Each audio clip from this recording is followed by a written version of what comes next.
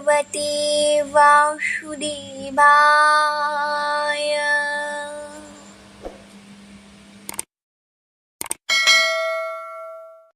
প্রথম অধ্যায়, শ্লোক সংখ্যা 21 ও 22।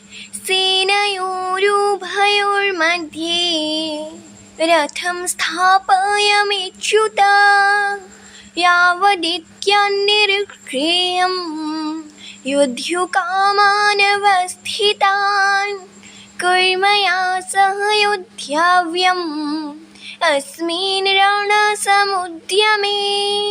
অর্জুন বললেন, হে অচ্যুত, তুমি উভয় পক্ষের সৈন্যদের মাঝখানে আমার রথ স্থাপন করো, যাতে আমি দেখতে পারি যুদ্ধ করার অভিলাষী হয়ে কারা এখানে এসেছে এবং এই মহা সংগ্রামে আমাকে কাদের সঙ্গে যুদ্ধ করতে হবে।